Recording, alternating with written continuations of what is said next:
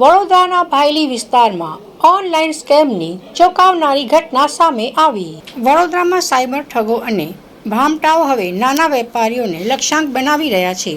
ભાયલી વિસ્તારમાં દુકાન ધરાવતા તુષાર માળી નામના વેપારી સાથે આવી જ એક ઓનલાઈન ટ્રાન્સફરની ઠગાઈનો બનાવ બન્યો છે. આ ઘટના આશરે 1 મહિના પહેલા બપોરે 3 વાગ્યાની આસપાસ બની હતી.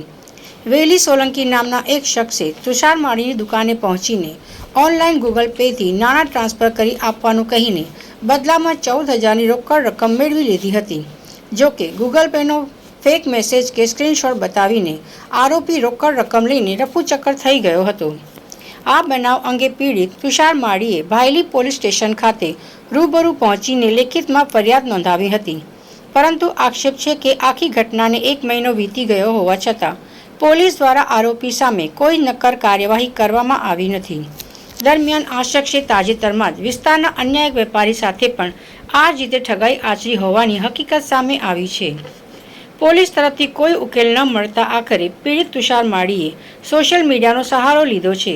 તેમણે સોશિયલ મીડિયા પર એક વિડીયો વાયરલ કરીને પોતાની ન્યાય આપવાની માંગ કરી છે. મારું નામ તુષાર માલી છે. હવે જે સ્કેમ કાલે પેલા ભાઈ જોડે માર્કેટ ભાઈ જોડે થયો એ સ્કેમ મારા ફ્રેન્ડ સાથે પણ થયેલો છે મારી દુકાને. કેવા પ્રકારનો સ્કેમ છે?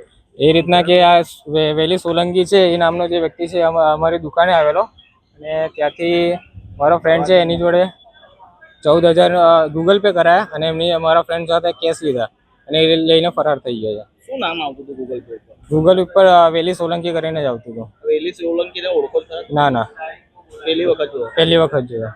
તો તમને વિશ્વાસ કેવી રીતના આવ્યો કે એને કેસ આપવાની ફરજ પડી ગઈ? એ 3-4 વાર એટલે બાજુમાં દુકાન છે ત્યાં આગળ આવતો હતો અને ચામાં બધું પીતો હતો ત્યાં આગળ. એટલે અમને એવું કે એમના ઓળખીતા હશે ઓફિસના. આમને તમે ઓળખો છો? ના. વિષય માટે કઈ જગ્યાએ કમ્પ્લેન કરી? આપણે ભાયલી પોલીસ સ્ટેશન.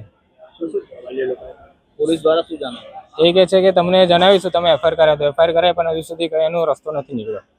તમે જોડે સ્કેમ થયો લોકોને શું મેસેજ આપશો?